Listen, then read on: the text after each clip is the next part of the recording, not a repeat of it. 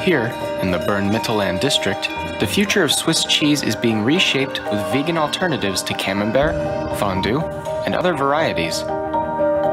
Cashews are used as the basic ingredient instead of animal milk. Company New Roots, set in the tranquil municipality of Oberdiessbach, produces some 150,000 of their vegan cheese alternatives monthly. In 2015, Freddie Hunziker founded his own company. He was only 21 at the time. He is not allowed to call his camembert version cheese in Switzerland because they are made without animal milk, a fact that doesn't bother buyers.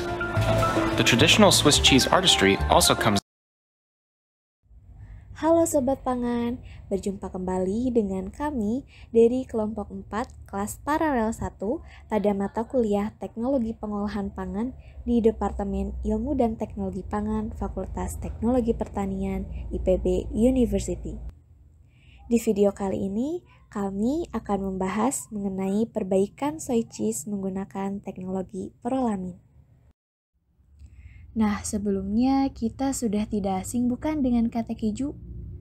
Yaps, keju merupakan produk yang sudah populer saat ini dan keju ini merupakan produk olahan dari susu berbentuk endapan atau padatan.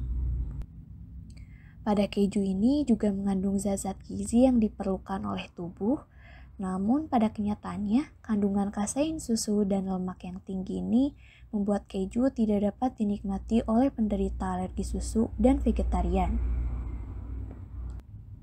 Selain itu, harga susu yang relatif mahal membuat sebagian orang memilih keju berbasis nabati. Salah satunya adalah soy cheese. Soy cheese merupakan keju yang terbuat dari kacang kedelai dengan kandungan protein tinggi dan rendah lemak. Harganya pun relatif murah dan tentunya cocok untuk dikonsumsi oleh vegetarian.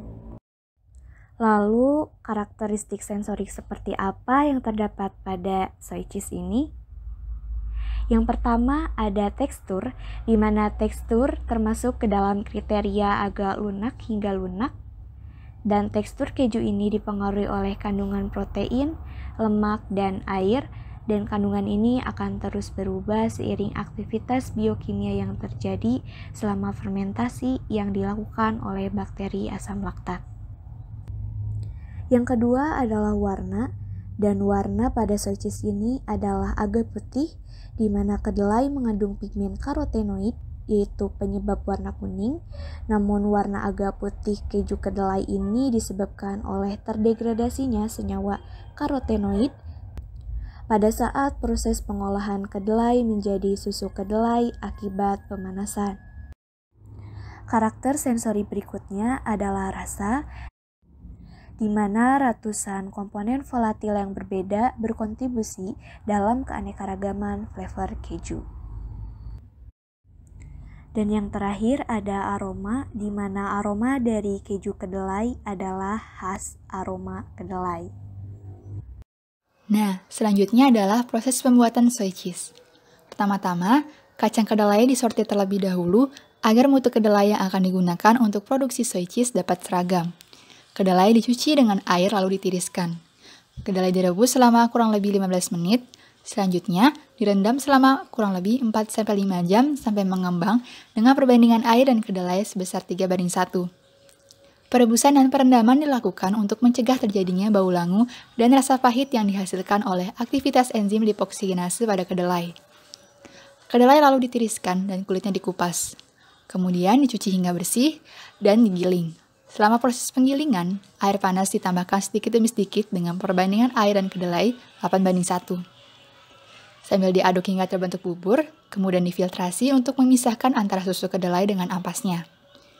Susu kedelai dipasteurisasi dengan autoclave pada suhu 60-65 derajat Celcius selama 30 menit dan didinginkan sampai suhu 35-40 derajat Celcius. Susu kedelai dimasukkan ke dalam tangki fermentor. Campuran kultur starters ditambahkan sebanyak 15%, lalu pengadukan juga dilakukan untuk mempercepat terjadinya proses fermentasi dan koagulasi sehingga terbentuk gumpalan.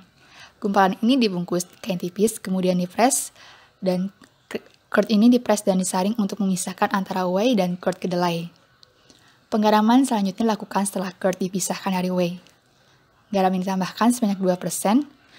Curd kemudian dipindahkan ke dalam wadah atau cetakan keju untuk menentukan tingkat perkembangan asam organik, firmness, dan tekstur keju. Selanjutnya, curd dimatangkan pada suhu 11-38 derajat Celcius selama 10 hingga 30 hari. Lalu berapa sih formulasinya? Formulasi khusus ini diperlukan setelah padatan didapatkan. Tekstur yang menyerupai keju menggunakan pati dan lemak dengan rasio 2:1. Lemak bisa didapatkan dari lemak nabati yang berasal dari kedelai. Komponen pati selalu terdiri dari 33% pati jagung dan 67% pati tapioka. Penambahan zein efektif antara 20-30% dan di sisi lain akan menurunkan kandungan pati dan lemaknya. Namun, rasio di atas harus tetap dijaga. Lalu, berapa persen sih zein yang optimal untuk ditambahkan ke produk soy cheese? Menurut penelitian dari Gabriel et al. Tahun 2021, sampel zein dengan 30% menunjukkan peningkatan sifat kental dengan kemampuan yang lebih besar untuk mengalir pada suhu tinggi. Dengan cara ini, zein sangat cocok untuk aplikasi keju nabati, di mana interaksinya melemah di dalam jaringan tetapi tidak sepenuhnya hilang, memungkinkan bahan untuk tetap agak elastis pada suhu tinggi.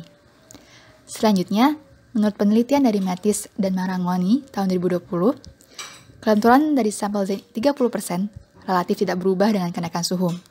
Hal ini menunjukkan bahwa kandungan proteinnya bertanggung jawab atas kelembutan keju, dan melemahnya interaksi non-kovalen dalam protein jaringan tidak mempengaruhi kekenyalan produk secara keseluruhan.